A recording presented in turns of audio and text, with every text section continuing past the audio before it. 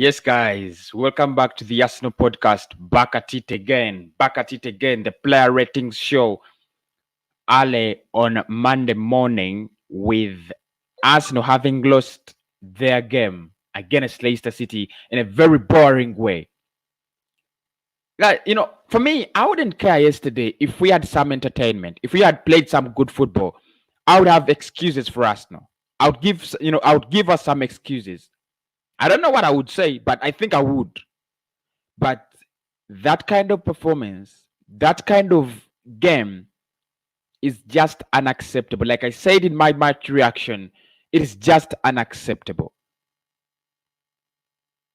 When a big club like Arsenal cannot get into cannot get into dangerous areas, if you cannot break down a team that has its hands up, a team that has already succumbed to defeat, then it just doesn't make sense. But anyway, ladies and gentlemen, welcome back to the player ratings show.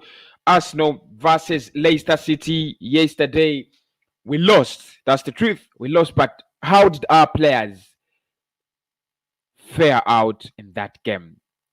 How did we fare out? Because that is the most interesting part of it. That's what we want to know today, in the morning. How much does everyone score out of 10? I'll start with Burnley. Yesterday he didn't have much work to do. That is it's the truth. Even in the second half, where you thought Leicester City were, pressing the pedal and they had a lot of work to do, and they were quite getting busy here and there. I don't think Burnley had a lot of work to do yesterday in goal.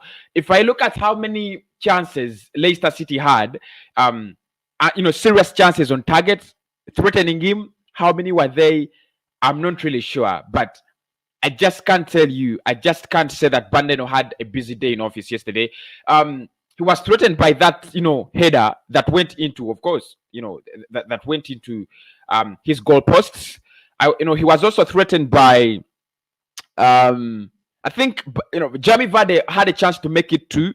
Yeah, Jamie Vardy had a chance to make it 2-0. As the match was, about to end in the 80th minute, 84th minute. But Burnley, for me, his performance was not bad, but like I said, he was not in action.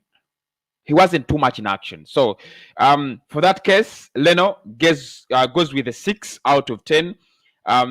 Someone called Sotep here gives him a 5 out of 10. I'll give him a 6 out of 10. Yeah, honestly, I'll give him a 6 out of 10. David Louis, who was my best player yesterday on the night, David Louis was my best player. I think everything we tried to do yesterday, especially going forward, was courtesy of David Louis. And when he got off that pitch, we had so many problems going forward. Because I remember he was the one releasing Heki Bellerin, trying to release Aubameyang, trying to create chances, trying to create, to flip those balls over. I think he was the one. And as soon as he got off the pitch, everything changed for us. We were total crap. We looked like a team that has never played football. We just couldn't go forward, the moment David Louis got off the pitch. And I told you yesterday that, I would like to do this in my player ratings reaction, because I don't want to, shoot myself in the foot. Honestly, I never wanted to. But David Louis is one of the players that have really improved, guys. They have really improved. He has really improved on his game. And I pray that he can still do this, game in, game out. He's going to be a very interesting, different player. He's going to be a different player altogether. I just love the way he has, tried to improve, the heart of the team, how he dies to play. I think David Louis, 8 out of 10. By the time he got off the pitch, he was doing so well. I'm giving him an 8. I'm giving him an 8 out of 10. He was my best player on the night. Now, Gabriel, this guy doesn't, seem to end to surprise us. Every day, his performance increases, whether we are playing under pressure or without pressure. And yesterday he was quite solid. I just love his partnership, with David Luiz. There is that, Brazilian connection they have. There is that connection they have. It shows you how understanding these guys are between each other. And yeah, I loved him. Even if, even when David Luiz got off the pitch and Scotland Mustafi was introduced, Gabriel Magalhaes never, at any time panicked. He did his own thing. By the end of the game, I think he was decent enough. I'll give him a 7 out of 10. Kian Tierney was in the left back. Now, yesterday I was not impressed by Kian Tierney. That's the truth, especially going forward, because there was not a lot of defensive work to do.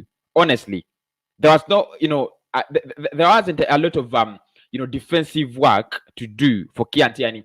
All he had to do was to go forward, create those chances, bring in crosses for Aubameyang, Lacazette, and the lads. But he didn't do that. He was absolutely average.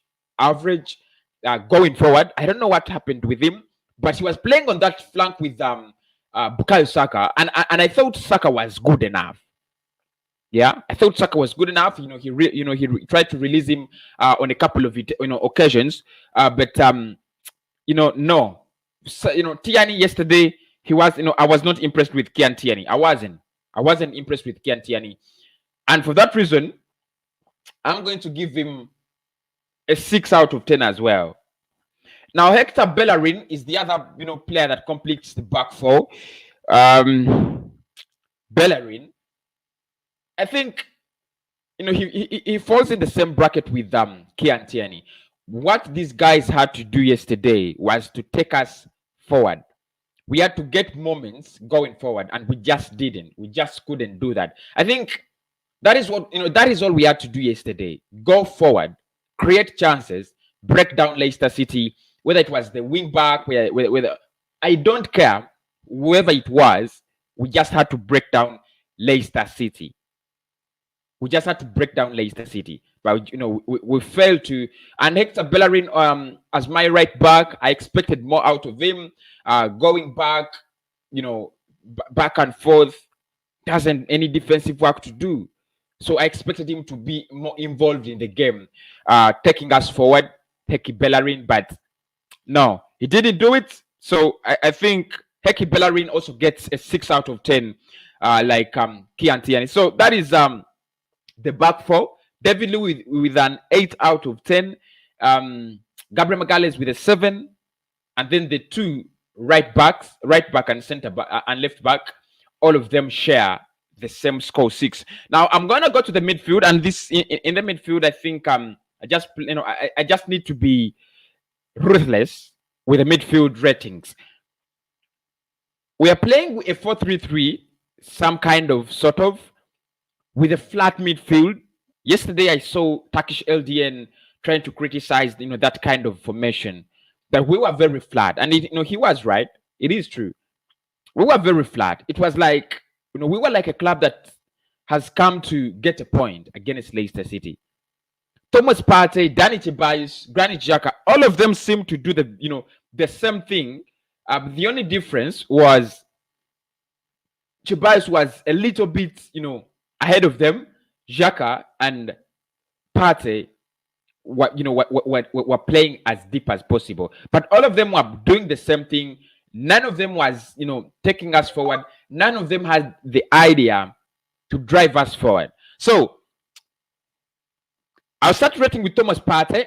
How would you mark? How would you mark Thomas Partey yesterday out of 10, guys? I think he did his own thing, recovering the ball. I think that was, especially in the first half, he was brilliant recoveries. And there is an element that he has added to that Arsenal side, maintaining possession. You see, whenever we go, front, and then we feel it is very hard, we have someone to fall back to, and that is always Thomas Partey. So I thought he did well. Yeah, I thought he did well when it came to maintaining possession, and also, getting that ball back. But there was nothing else he did when it came to driving the team forward. That is true. There's nothing else he did when it came to driving the team forward. And for that case, honestly, Thomas Partey, honestly, I'm gonna give him a 6 out of 10. Not so bad of a performance, especially on your debut, but not the best of a performance I would expect from a player like him. Granit Xhaka, for me, was was the better part. Was the better player in that midfield. He made a couple of tackles. He was tackled on a couple of occasions. He tried to create the long balls, because yesterday, I think all we did with was try to create long balls for the forward line. So I think Xhaka was the better midfielder there, but still I'm going to give him a 6.5, just a 6.5 in that game. And then Danny Ceballos, one player I don't know who he was, what he was doing on that pitch. Very average, very casual, so predictable, very flat. I think, as many Arsenal fans think, I also think Ceballos is supposed to take us forward. Ceballos is supposed to give us that push forward. I think that is what he's supposed to do. But yesterday, and like in other games, he's not doing that. I mean, Mikel Arteta seems to like the boy, but the boy is not doing what we want. If you're gonna play him as a number 10, you gotta make sure he's the number 10 you need. You've got to make sure he's that kind of player that's going to give you the right statistics, especially going forward. But Ceballos, no. I give him a 5 out of 10, though, for appearance. Now, the front three, they were as dead as I don't know. They were dead as I don't know. Aubameyang, absolutely average crab, just like he has been all the time after signing his contract.